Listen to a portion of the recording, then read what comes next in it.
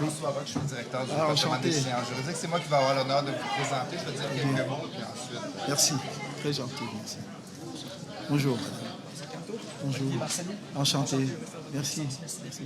C'est moi qui vous...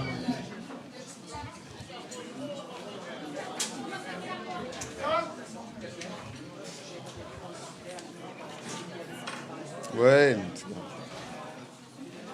Merci.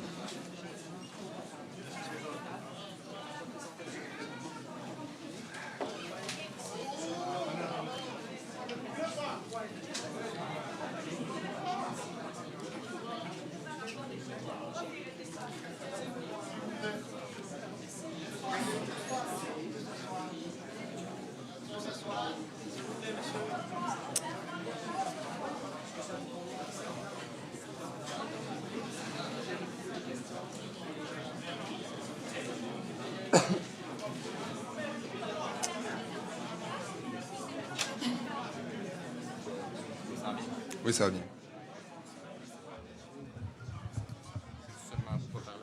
Oui.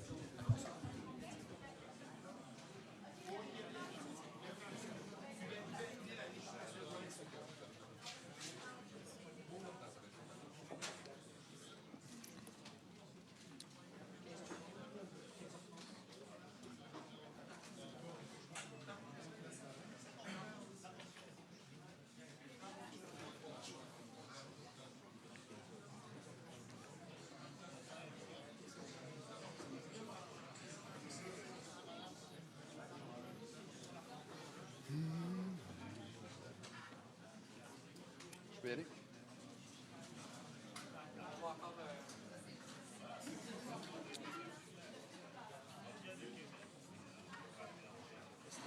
Ça fait plaisir, mon cher. Oui. Moi, je vais pouvoir prendre un siège. Je ne resterai pas à l'avant.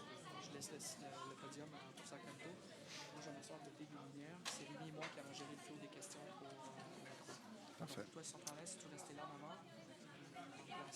Ah, tu voudrais que je reste à Non, la c'est pour toi. C'est pour toi. Sinon, on peut continuer.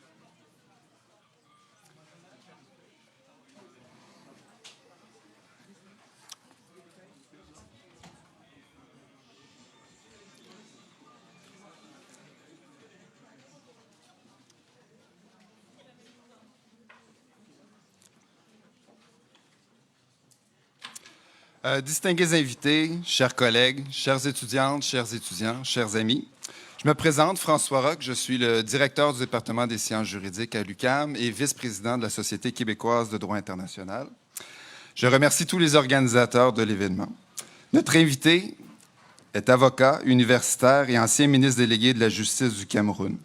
Grand internationaliste et figure marquante du droit international contemporain, le professeur Camteau dirige depuis 2012 le principal parti de l'opposition de son pays. Donc, c'est à la fois un grand juriste, mais aussi un homme politique, comme vous le savez. Et c'est le mouvement pour la renaissance du Cameroun. Membre et conseiller juridique de la délégation camerounaise à la conférence diplomatique de Rome pour la création de la Cour pénale internationale, il fut de 1999 à 2016 membre puis président de la Commission du droit international, l'un des cénacles les plus prestigieux pour les juristes internationalistes. Notre invité, membre de plusieurs sociétés savantes, est aussi le fondateur de la Société africaine de droit international et membre curatorium de la prestigieuse Académie de droit international de La Haye. Juriste de grande envergure, il a représenté plusieurs États devant les juridictions internationales, devant la CIJ et devant la Cour permanente d'arbitrage notamment. Vous comprendrez que c'est un immense honneur pour l'UQAM et pour le département des sciences juridiques, de même que l'Institut d'études internationales de Montréal et le CEDIM, d'accueillir le professeur Maurice Camteau. Je vous souhaite à tous et à toutes une agréable conférence. Vous aurez compris que malgré les quelques 50 degrés Celsius qui séparent Montréal et Yaoundé en ce moment, je pense qu'il y a un rapprochement qui s'opère. Donc, merci beaucoup, professeur Camteau, de vous être déplacé à Montréal et d'avoir bravé la tempête, comme toutes les personnes qui sont dans l'assistance. Donc, bonne conférence à tous. Merci.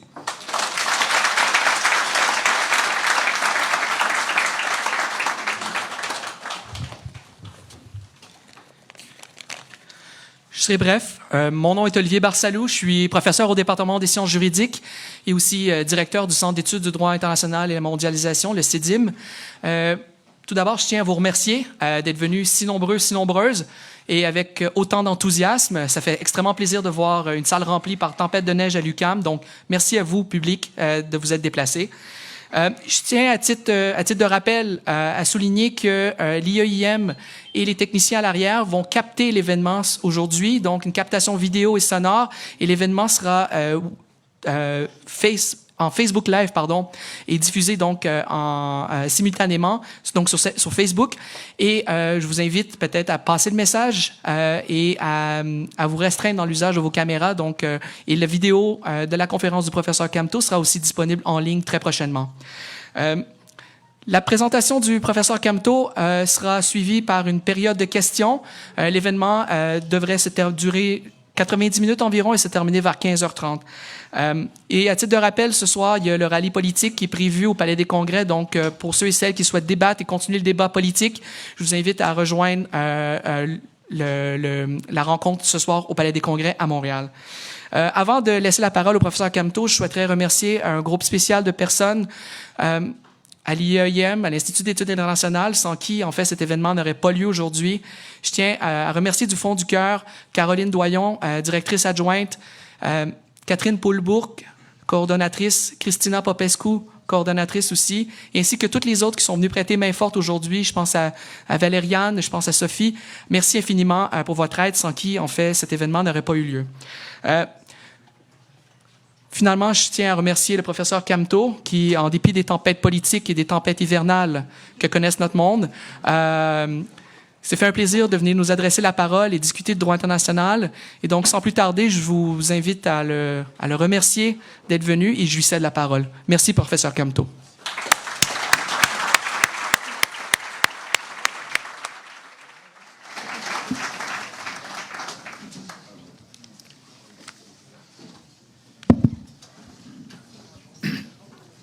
J'hésite entre rester ici et me tenir debout. Je crois qu'il est plus simple que je me mette debout.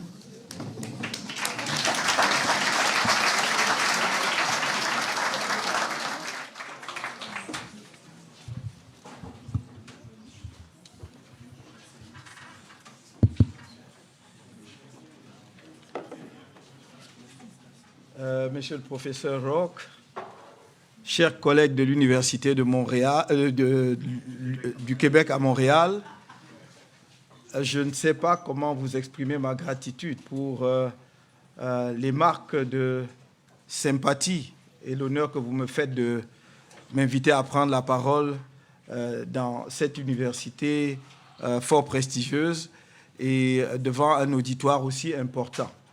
En général, des conférences de cette nature se tiennent devant un public beaucoup plus restreint, 40, 50, voire 100 personnes maximum. Là, on a tout un amphithéâtre entièrement plein. C'est donc pour moi l'occasion de remercier ceux nombreux qui se sont donné la peine, en dépit justement des intempéries, d'être là cet après-midi. Lorsque Alain Guy Sipo Tachou, pardon. Il va me pardonner, j'ai toujours eu quelques difficultés avec son deuxième nom, m'a parlé de la possibilité de cette conférence et m'a demandé d'indiquer le thème d'une conférence. J'ai beaucoup hésité entre les thèmes classiques, les sujets classiques. J'aurais pu parler des obligations en droit international, notamment d'une question débattue au moins depuis 1966 avec la Convention des Nations Unies sur les traités, c'est-à-dire la notion des obligations du jus cogens, sujet encore en discussion devant la Commission de droit international, dont on ne sait finalement pas quel est totalement le régime. Donc j'aurais pu trouver là un bon prétexte de revenir là-dessus, dans un monde où de plus en plus d'obligations objectives émergent, notamment dans le domaine du droit de l'homme. J'aurais pu parler aussi, et ça, j'en ai eu la tentation, d'un sujet touchant à la protection de l'environnement, qui est un sujet d'actualité, dans un monde où nous sommes tous interpellés par le futur de notre planète. Et puis je me suis dit, il y a là un sujet abandonné, oublié, comme si, en fait, la décolonisation était achevée. comme si, après 1960, il n'y avait plus rien à dire sur le phénomène colonial et la décolonisation. Et en y regardant de près, je me suis dit, finalement, je vais montrer que le sujet et la question est toujours devant nous. Elle a évolué, l'acuité n'est plus la même que dans les années 1960 à 70. Pour autant, les questions ne sont pas résolues, les questions fondamentales demeurent. Et donc, j'ai proposé à mes collègues que je pourrais appeler, je l'espère, dans un proche avenir, des amis de l'Université du Québec à Montréal, ce sujet, droit international et décolonisation inachevée. Droit international et décolonisation inachevée. Parce que ce n'est pas achevé. On a pensé que le Conseil de tutelle des Nations Unies était devenu une institution obsolète, que le comité de décolonisation même n'avait plus sa raison d'être, qu'après l'indépendance des pays comme l'Angola, la Namibie en particulier, après une rude bataille des États africains contre l'Afrique du Sud, avec les États de la ligne de front, l'OUA, puis aujourd'hui l'Union africaine, pouvait se reposer de luttes acharnées depuis de plusieurs décennies pour décoloniser l'Afrique. Il n'en est rien. Il n'en est rien parce que la colonisation a touché la totalité du continent. Et nous pouvons bien constater aujourd'hui que la totalité du continent n'est pas décolonisée. Et je vais dire, on ne peut pas, et j'y reviendrai dans un instant, mais on ne peut pas parler de décolonisation sans parler d'abord de la colonisation ou de la colonie. Je ne vais pas décrire le processus politique et historique de la colonisation. Vous le connaissez. Mais la colonie, c'est quoi? C'est un territoire placé à un moment donné sous la souveraineté internationale d'un autre État. Donc, il s'établit entre ce territoire et les populations qui y habitent des liens de dépendance par rapport à la puissance administrante. Les régimes ont changé en fonction des parcelles de territoire concernées. Et je parle de territoires placés sous la dépendance, sous la domination d'une puissance étrangère à la suite d'une conquête territoriale. C'est important de souligner la notion de conquête territoriale.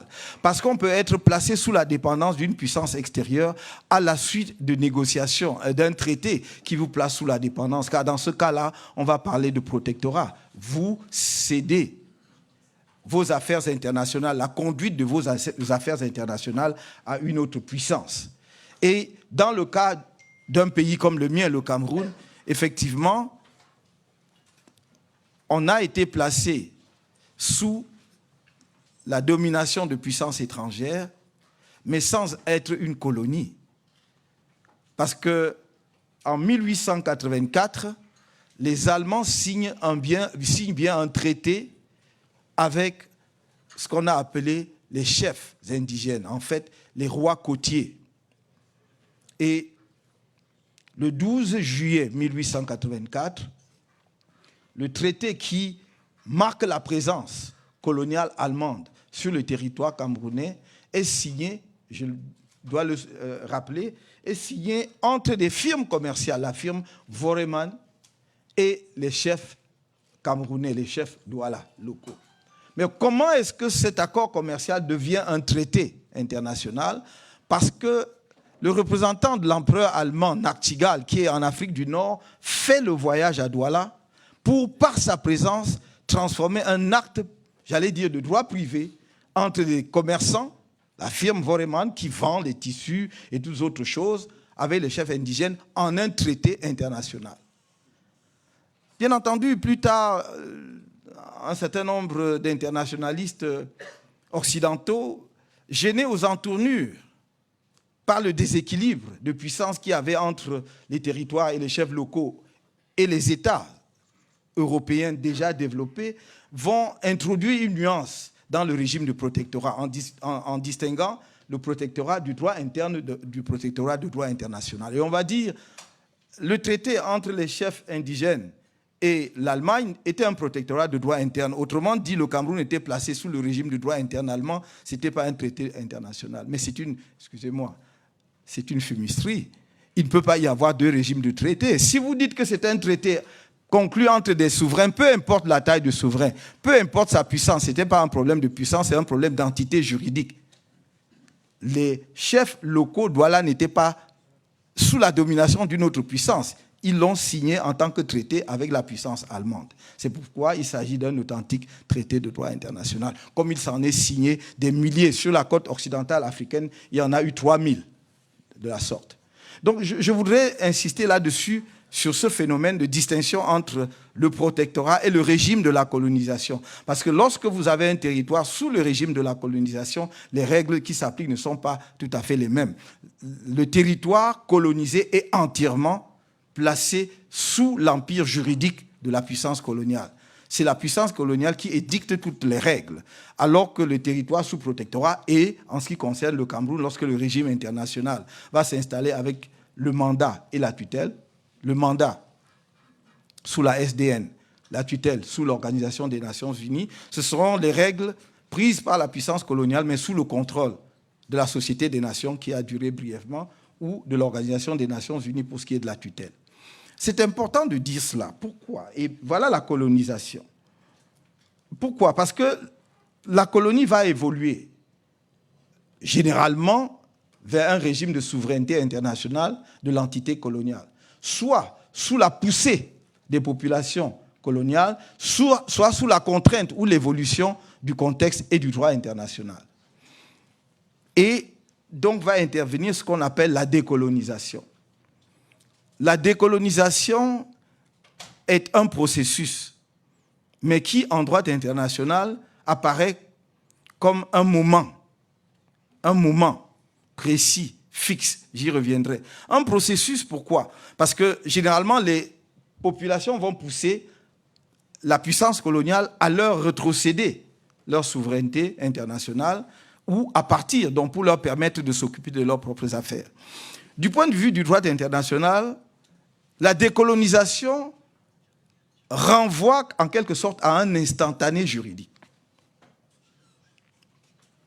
La décolonisation commence le jour de l'application de l'accord de décolonisation qui fixe une date. Et c'est pour cela que vous allez voir que dans chaque pays entièrement colonisé, il va avoir une date de l'indépendance. Ce n'est pas banal. Le Cameroun est indépendant le 1er janvier 1960. C'est à compter de cette date que le Cameroun devient un État souverain au sens du droit international. C'est l'instantané juridique basé sur ce que l'on appelle l'uti possidetis iuris. Cela veut dire que ce que vous possédez au moment où on prononce l'indépendance, c'est ça qui est votre territoire et c'est cela qui fait de vous un souverain international. C'est la photographie de la situation telle qu'elle se présente à la date critique. La date critique, c'est la date de l'indépendance. Vous me direz que c'est une fiction, et en effet, c'en est une. Mais le droit international vit de fiction. Par exemple, fiction, on va faire comme si les États étaient égaux. Mais tout le monde sait parfaitement que les États ne sont pas égaux. Mais en disant qu'ils sont égaux, ça nous simplifie la tâche, ça nous simplifie la vie. Et on dit qu'un petit État a les mêmes droits qu'un grand État. Mais bon, mais on sait parfaitement qu'ensuite, le grand État peut exercer sa puissance, sa pression ou d'autres formes de contraintes sur l'État moins puissant pour obtenir ce qu'il veut. Mais ça arrange le juriste de faire comme si tout le monde était égaux. Donc de la même façon, on va faire comme si, à la date d'indépendance, c'est ce jour-là que tout commence, comme par miracle. La personne qui hier était Premier ministre d'un territoire colonial devient le lendemain président d'un État indépendant. Aïe, comme ça. Or, qu'est-ce qui se passe? Et c'est là que c'est intéressant. La même personne qui, la veille, n'était pas un chef d'un État, le lendemain devient un chef d'un État et peut donc signer des traités et accords pour le compte de cet État. Mais des traités et accords qui engagent cet État sur le plan international comme si c'était un souverain qui était là depuis longtemps. Vous voyez donc, dès le départ, j'allais dire, il y a un vice originel. Parce que pourquoi pensez-vous que Puisque les traités, l'un des principes fondamentaux en matière du droit des traités, c'est l'égalité entre les parties, la souveraineté entre les parties, la réciprocité. Cela suppose que vous soyez à armes égales pour signer les traités. Mais comment voulez-vous que moi, colonisé d'hier, 24 heures avant, j'étais un colonisé, le lendemain, je suis devenu un indépendant et souverain, je signe un traité avec la même liberté, avec la même connaissance, avec la même souveraineté que l'État qui est là, la puissance qui m'a administré pendant 20 ans, 30 ans, 50 ans, voire un siècle. Voilà le problème de la décolonisation. C'est cette fiction qui fait qu'à un moment donné, on croit que la décolonisation a tout réglé, alors qu'elle n'a rien réglé. Bien sûr, au 1er janvier, vous avez un drapeau, vous avez un hymne national, c'est parfait. On vous désigne d'ailleurs une capitale aussi. Mais on ne va pas bien au-delà de cela. Vous avez les attributs apparents de la souveraineté. Mais il vous manque la substantification de la souveraineté. Et donc, tout le problème du droit de la décolonisation par rapport au droit international vient de là. Et n'oubliez pas que le droit international et la pensée juridique internationale, notamment occidentale, qui est une pensée provinciale, c'est une région du monde qui projette sur le reste du monde sa propre vision du monde. C'est ça. Les principes, la souveraineté de l'État, tout ce que vous vous imaginez, c'est Grotius, Hugo de Groot, un Hollandais, 16e siècle, qui dit, parce que son pays étant une puissance de navigation, tout petit pays, mais a des problèmes commerciaux, prône le principe de la liberté des mers. Donc il dit cela pour régler un problème de la Hollande. Il ne dit pas cela par générosité, parce que le principe que les mers soient libres est bon pour tout le monde. C'est pour régler un problème commercial néerlandais. Et je peux citer plein d'autres principes comme cela. Et c'est ce principe qu'il projette sur le reste du monde et on dit c'est le droit international. Et donc il faut bien être conscient de la dépendance que nous avons vis-à-vis de la pensée occidentale par rapport au droit international. Si nous ne développons pas une vraie pensée critique par rapport à cela, on ne comprendra pas. Il faut questionner les principes. D'où viennent-ils? Pourquoi? Est-ce qu'ils sont encore pertinents et opérationnels aujourd'hui? Donc de la même façon, la colonisation va développer quoi? Le principe de la terra nullius. Terre vacante et sans maître. Terre n'appartenant à personne. Et vous allez arriver sur les côtes occidentales africaines ou orientales, peu importe. Et les gens sont dans leur village.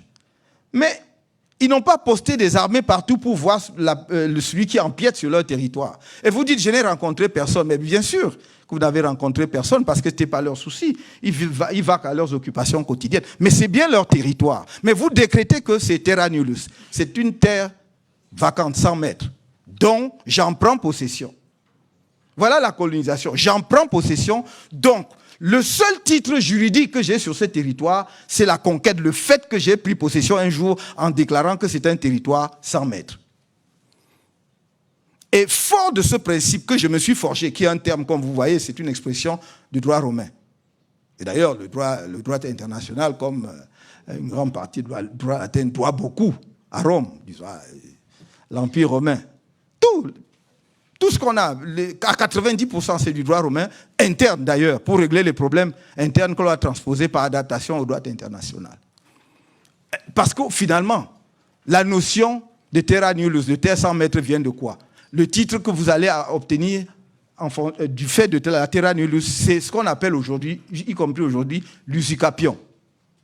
C'est-à-dire la prescription acquisitive. Le fait que je me sois installé sur un territoire qui n'appartenait à personne devient ma propriété du fait de l'occupation. Mais je dis, dans le cas de l'Afrique, les territoires n'étaient pas sans maître. C'est simplement que si moi je suis dans la forêt du Sud, je mène ma chasse, je ne suis pas obligé de planter un drapeau ni de mettre des bornes frontières. Comme chez vous. Donc, vous ne devez pas en conclure que c'est un territoire sans maître. Donc, on l'a fait. Donc, à l'indépendance, donc, on va prononcer cela. Et on va dire, la puissance coloniale a occupé un territoire qui n'appartenait à personne. Bon, maintenant, on a évolué. Il va vous concéder l'indépendance. Mais il va s'organiser pour que cette indépendance ne signifie pas la fin du contrôle sur ces territoires. Et vous allez voir que même l'aspect que l'on croyait acquis, c'est-à-dire la décolonisation territoriale, n'est pas terminé. À plus forte raison, le maintien des liens de dépendance, le maintien des liens de dépendance, qui fait que même dans la post-colonie, la colonisation continue encore. C'est autour de ces deux idées que je voudrais faire mon exposé très rapidement.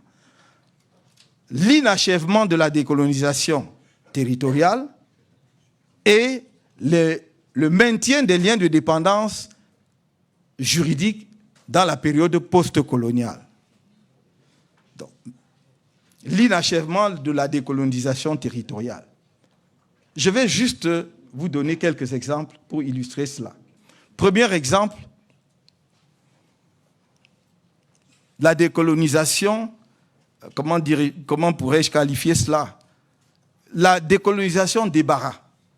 C'est-à-dire que la colonie devient un problème, on veut s'en débarrasser et on ne se soucie pas trop de comment effectivement on s'en débarrasse. L'exemple typique, c'est le Sahara occidental.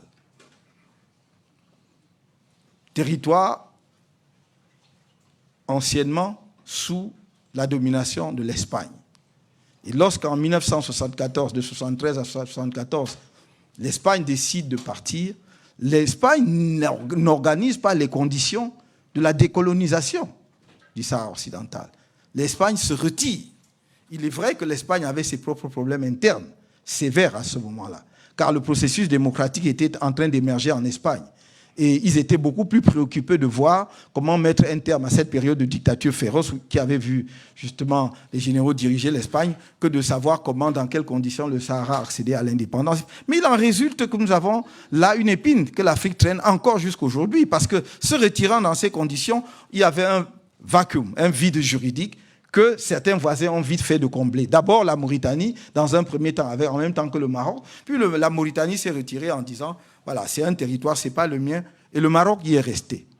Et l'Assemblée générale va demander un avis consultatif sur le statut du Sahara occidental, qui va donner lieu donc à ce fameux avis de 1975 de la Cour internationale de justice, qui justement bat en brèche la notion de terra nullius, en disant non, le territoire du Sahara occidental n'était pas un territoire sans maître, parce que le Maroc soutenait cela, en disant nos populations nomades allaient jusque dans le Sahara occidental, et les populations du Sahara occidental avaient des liens d'allégeance au souverain marocain. Et donc, le Sahara occidental est territoire marocain.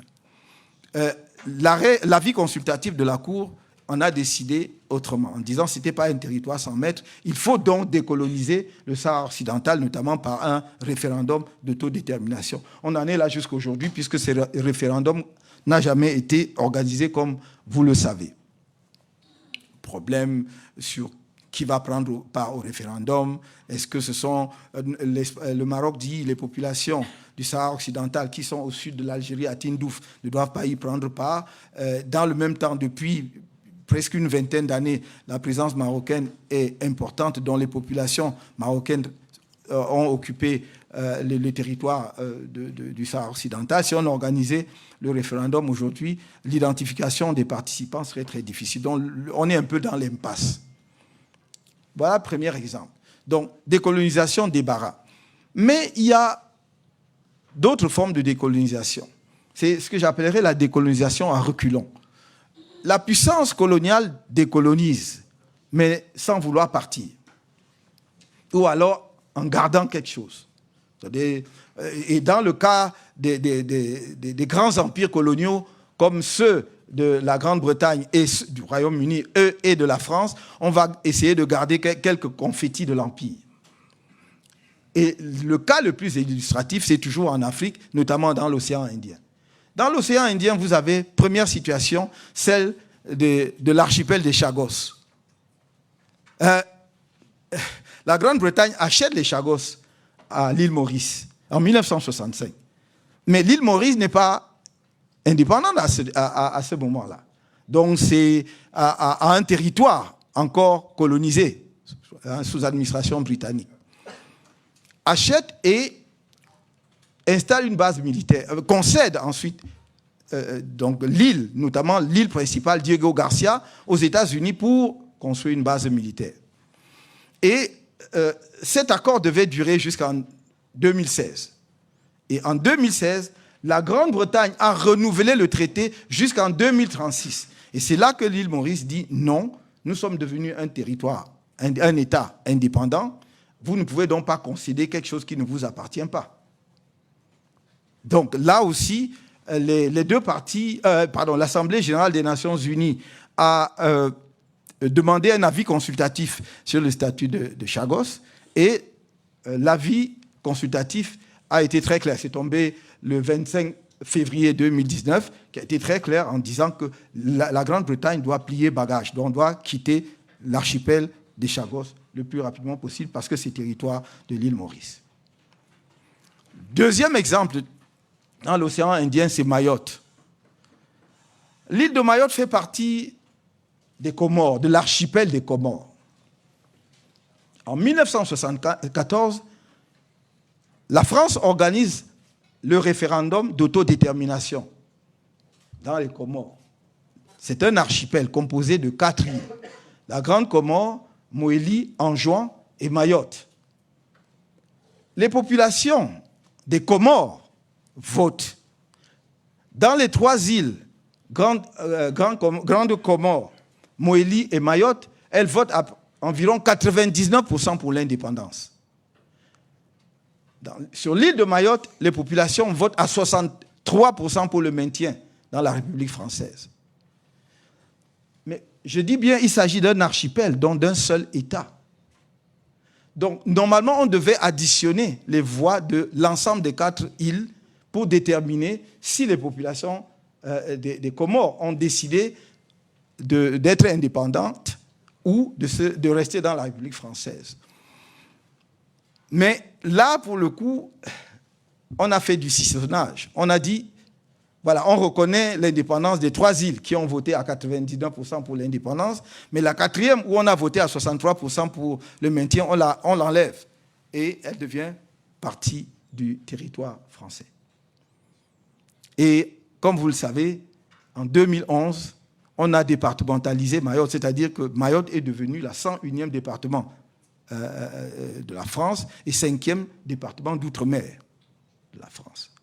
Mais je dois dire que dès 1974, et de façon plus précise en 1975, l'Assemblée générale des Nations unies, par une résolution 3385 de 1975, a dit clairement que la puissance coloniale devait respecter l'unité et l'intégrité territoriale des Comores. Et donc avait décidé de ne pas reconnaître le détachement de Mayotte par rapport à l'archipel des Comores. L'Organisation de l'Unité africaine a voté dans le même sens une résolution. Et en 2011, d'ailleurs, lorsque la départementalisation a eu lieu, il y a eu une nouvelle résolution de l'Assemblée générale et surtout des prises de position de l'Union africaine qui ont condamné très clairement justement la souveraineté française sur Mayotte et la départementalisation. Vous voyez donc que par ce comportement, les puissances, qu'elles soient britanniques hier jusqu'à l'avis consultatif, on verra d'ailleurs ce que les Britanniques vont faire de cet avis, puisque un avis consultatif n'est pas un arrêt de la Cour internationale de justice, il n'est donc pas contraignant, même si en pratique jusque-là tout le monde respecte les avis consultatifs de la Cour internationale de justice. Je crois que la Grande-Bretagne n'a pas encore décidé clairement ce qu'elle entend faire de cette résolution. Donc que ce soit dans ce cas-là ou dans le cas de Mayotte, nous sommes dans une situation où le principe de l'autodétermination, le principe du droit des peuples à disposer d'eux-mêmes est battu en brèche. Donc il y a une rébellion de la puissance contre les règles du droit international quand ça les arrange.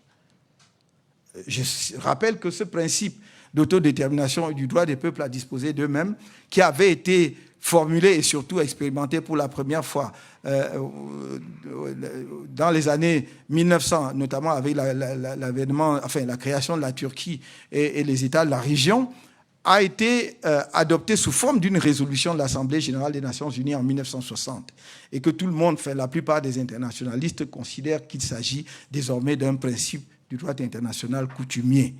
Et qui dit droit international coutumier dit une règle opposable à tous les États, d'ailleurs qu'ils soient partis à un traité ou pas. Et donc, on voit bien que dans le cas d'espèce, il n'y a pas respect d'une règle du droit international dès lors qu'une puissance estime que ses intérêts vont à l'encontre. Et donc, du coup, pour faire un rapprochement avec l'actualité, vous voyez combien inextricable peut être la situation, par exemple, de la Crimée. Si vous dites, vous condamnez un État parce qu'il a envahi la Crimée et il a étendu sa souveraineté là-dessus, alors que vous-même, vous devez être mal à l'aise parce que, bon, vous avez également, par le biais...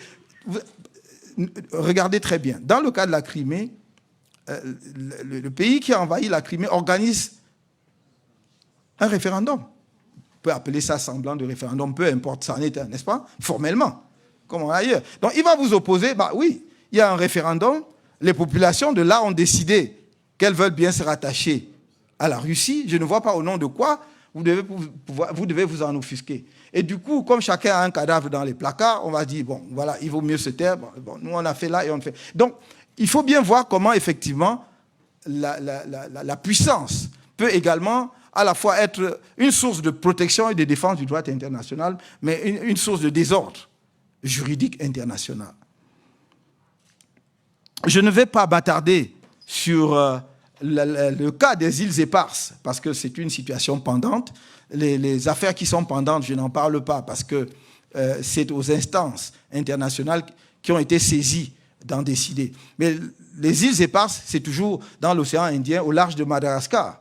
Madagascar a accédé à l'indépendance en 1960, mais sans les îles éparses. Et comme vous le savez, le chef de l'État français récemment s'y est rendu et a déclaré que c'était un territoire français. Et donc, du coup, je crois que le problème est en train de rebondir très probablement. Je crois que les deux pays ont mis en place une équipe, une commission qui va en discuter, mais il n'est pas exclu que ça finisse devant la Cour internationale de justice. Voilà très rapidement. Je dois ajouter que ça, c'est la décolonisation territoriale. Mais il y a une conséquence importante de la décolonisation territoriale inachevée, ce sont les problèmes frontaliers auxquels donne lieu la décolonisation.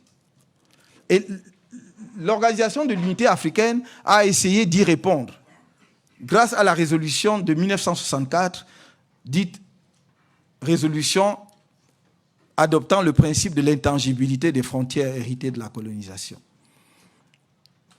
Au fond, c'est la doctrine qui, progressivement, a parlé de l'intangibilité. Et la Cour internationale de justice, dans son arrêt de 1986, dans l'affaire du différend territorial entre le Burkina Faso et Mali, a consacré cela comme principe de l'intangibilité. Mais à l'origine, c'était le principe de l'immuabilité, c'est-à-dire les frontières héritées de la colonisation doivent être immuables.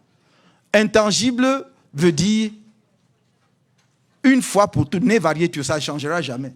Mais il faut bien comprendre que on ne peut pas interpréter cela comme des frontières qui ne peuvent pas bouger, puisque deux États souverains peuvent à tout moment décider de modifier leurs frontières. Donc c'est dans ce sens qu'il faut désormais entendre le principe de l'intangibilité. Et nous avons de nombreux conflits ou différents frontaliers aujourd'hui en Afrique comme conséquence d'une décolonisation qui, effectivement, ne s'est pas occupée de l'assiette territoriale du territoire nouveau. On s'est dit, voilà, c'est à peu près comme c'était généralement des ensembles faisant partie d'une même colonie. Si vous prenez l'Afrique équatoriale française et l'Afrique occidentale française, c'était un même ensemble. Et généralement, ce sont les limites administratives que les préfets ou les sous-préfets, après l'indépendance, mais surtout avant l'indépendance, le haut commissaire traçait entre les colonies qui deviennent frontières. Mais généralement, c'était des frontières imprécises parce que c'était un même État, un même empire, dont on n'était pas très soucieux d'être très, très précis sur les frontières. Aujourd'hui, que ces anciennes entités coloniales sont devenues des États indépendants, cela pose problème. Et donc, il y a de nombreux différends entre États africains. Je pense, j'ai eu l'honneur et le plaisir d'assister à un certain nombre de plaider pour un certain nombre d'États africains dans de tels contentieux, mais il en existe encore. Et donc, si les étudiants de l'UQAM qui s'intéressent au droit international sont attentifs à cela, ils auront peut-être beaucoup de travail à l'avenir. Je crois qu'il y a devant, en perspective, de nombreux contentieux. À l'heure où je vous parle, il y a l'affaire de l'île de Banier et Cocotier entre la Guinée équatoriale et le Gabon, justement parce que la décolonisation ne s'est pas penchée sur les limites et les frontières entre les deux pays. Donc, il y a une grosse dispute, un gros différend. D'ailleurs, ils ont déjà signé le compromis de saisine pour saisir la Cour internationale de justice.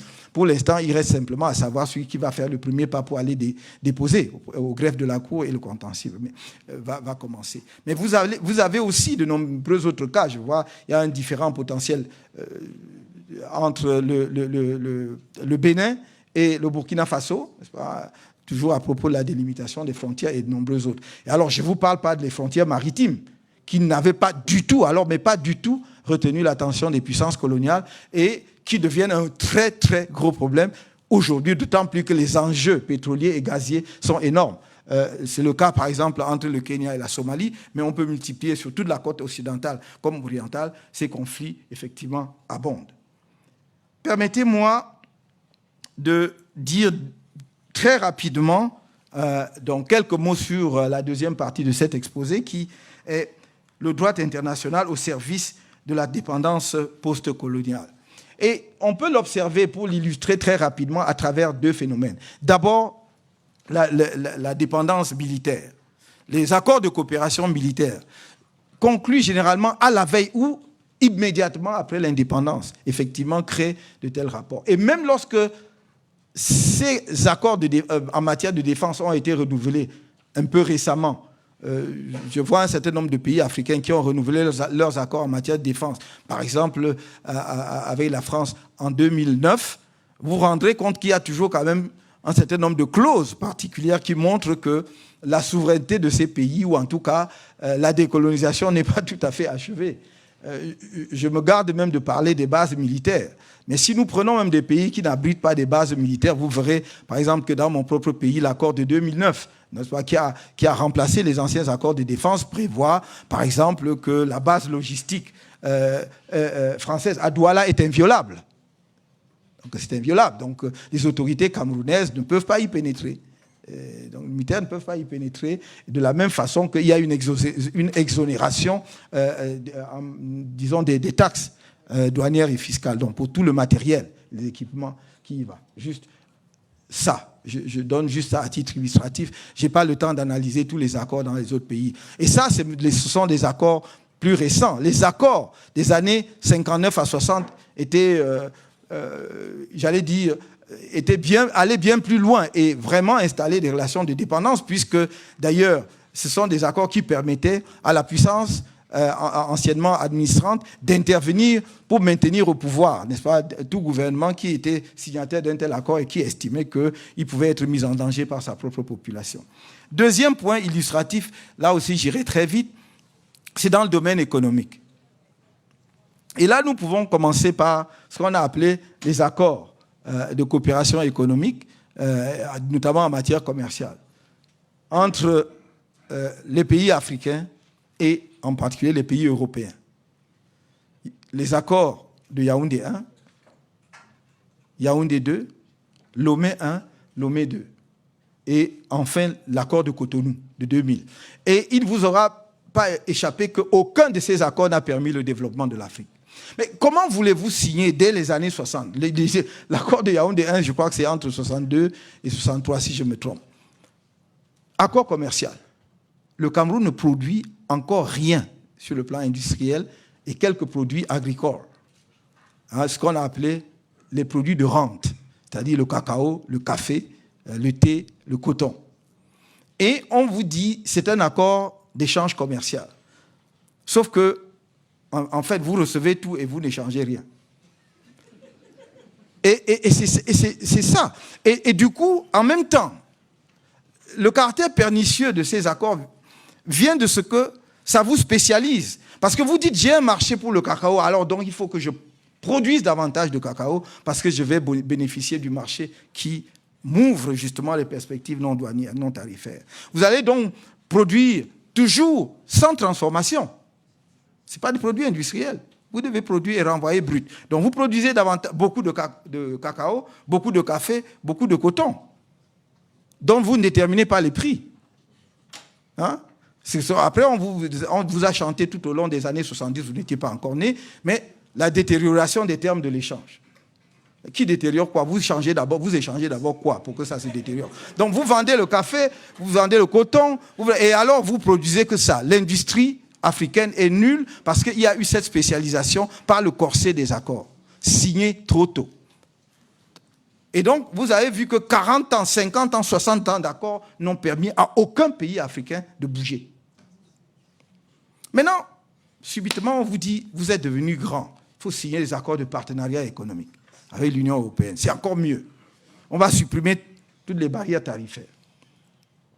Donc, du coup, les barrières douanières qui vous permettaient d'avoir des recettes douanières pour alimenter votre budget vont disparaître. Parce que de toute façon, vous n'avez toujours pas d'industrie, puisque les précédents accords ne vous ont pas permis d'installer l'industrie, mais simplement, vous allez être le déversoir des produits européens, qui, dans certains cas, vont concurrencer la petite industrie locale qui commençait à naître. Voilà le problème. Parce qu'il faut que l'on se dise les vérités sur la scène internationale. Vous ne pouvez pas, dans le même temps, déplorer l'immigration massive, y compris illégale, des jeunes Africains, qui ne trouvent pas de perspective chez eux, pas de travail chez eux, et en même temps les inonder de façon à ce que le développement soit impossible chez eux. Ils sont consommateurs en bout de chaîne. Donc, il n'y a pas de valeur ajoutée lorsque vous êtes simplement consommateur. Il vous faut d'ailleurs trouver de l'argent pour continuer à consommer. Donc, voilà pourquoi je mets ces accords-là au rang des accords postcoloniaux qui solidifie les liens de dépendance coloniale. Mais il y a aussi, dans le domaine monétaire, notamment en ce qui concerne les pays de la zone franc, des accords qui ont effectivement maintenu les pays africains dans cette relation de dépendance en leur enlevant le levier qui permet à tout État souverain de mener sa propre politique monétaire.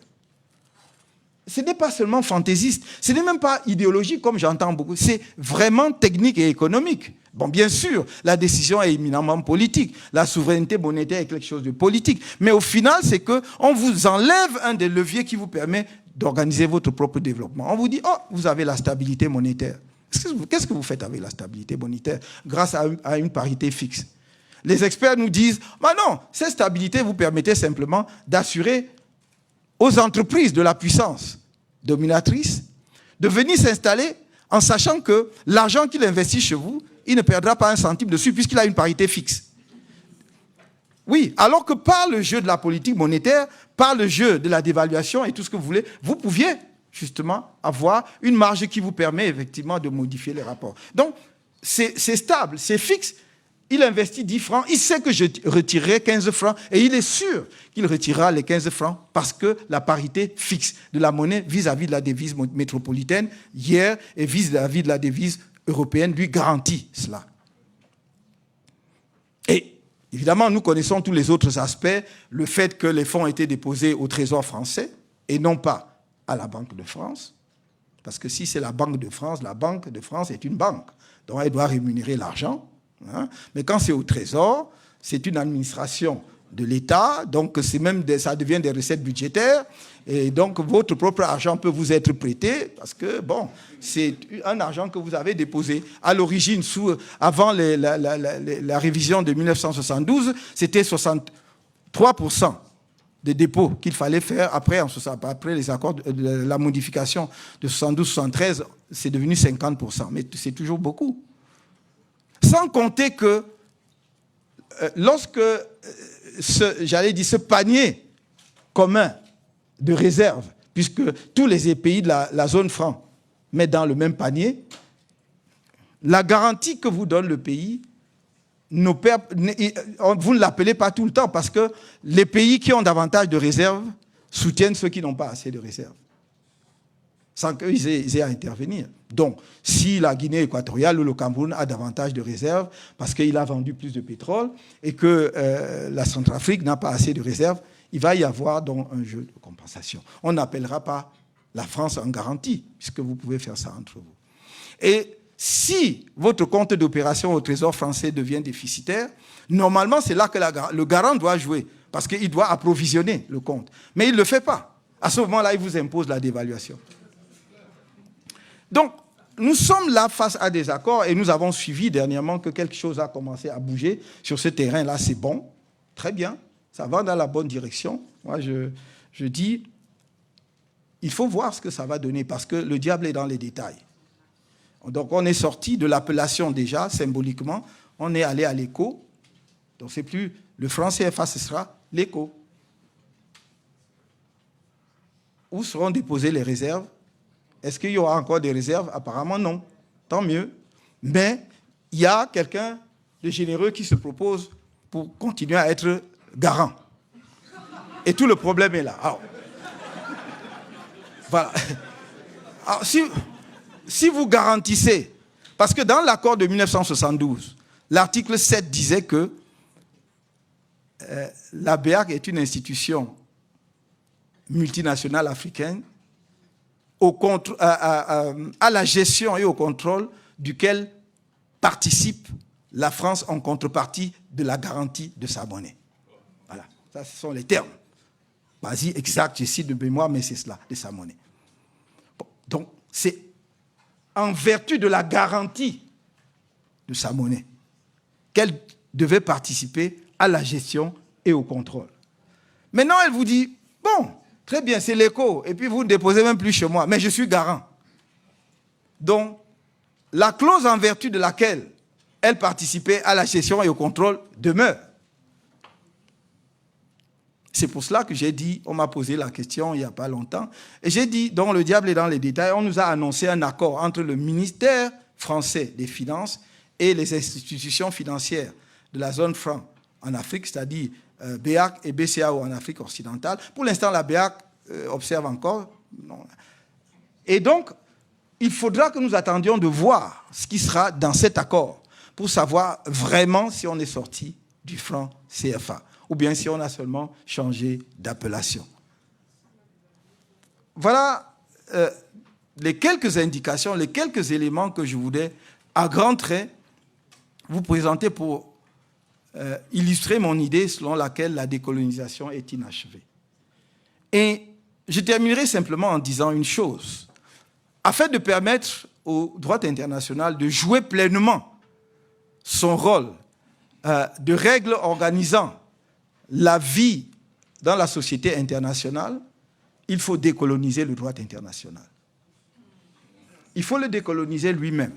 C'est-à-dire que nous devons avoir un regard critique sur les concepts du 19e siècle qui étaient forgés pour asseoir la colonisation. Ce n'était pas forgé abstraitement pour le plaisir intellectuel et spéculatif de créer des normes. C'était pour asseoir les intérêts et la colonisation. Donc nous devons commencer donc par une vraie critique de ces concepts et de ces principes. Nous devons aussi essayer de regarder au-delà du 19e siècle pour voir les origines historiques du droit international. On enseigne de moins en moins l'histoire du droit international dans les facultés.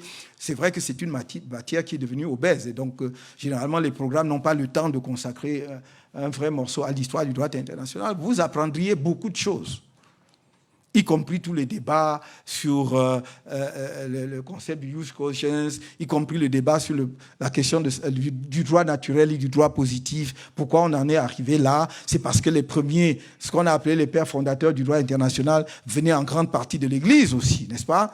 De Vitoria, Suarez et tout ça. Ça, c'était des moines. Et donc, à une époque où le christianisme était très dominant en Europe et dont la pensée du droit international se coulait aussi dans la pensée globale de la société. Quelqu'un comme Hugo de Groot, dont je vous ai parlé tout à l'heure, toute sa doctrine partait d'abord du principe acquis que la théologie chrétienne était la base de ce qui devait sous-tendre la réflexion en droit international. Je ne dis pas que la théologie chrétienne n'est pas bonne, je dis simplement qu'il faut le savoir. et faire son propre inventaire, et analyser et savoir effectivement si ça peut continuer à régir tout cela aujourd'hui ou pas. Voilà, je crois que je n'ai peut-être pas, je l'espère, épuisé le sujet, mais il m'a suffi juste de vous indiquer qu'il y avait encore là matière à réflexion, et je vous remercie de votre aimable attention.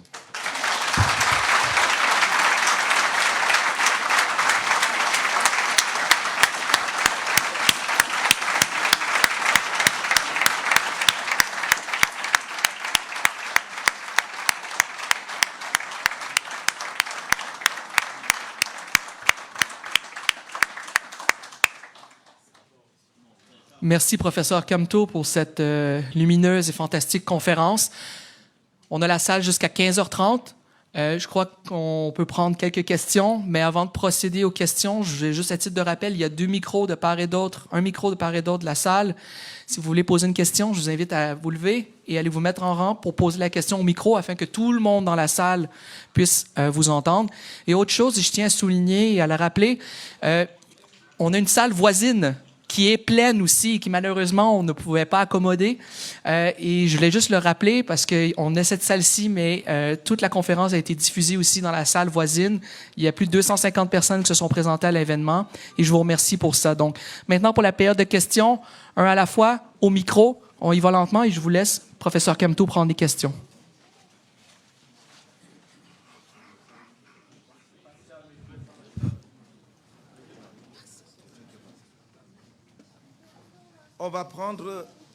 On prendra parce que notre temps est compté. Il ne faut pas abuser de la bienveillance de la faculté faite de l'université. Nous avons jusqu'à la demi. Et donc, on va prendre 5 questions. Oui. Oui. Oui. Professeur Camteau, Oui. bonjour. Bonjour. Je suis docteur Meboumi Tandongo, Université d'Ottawa.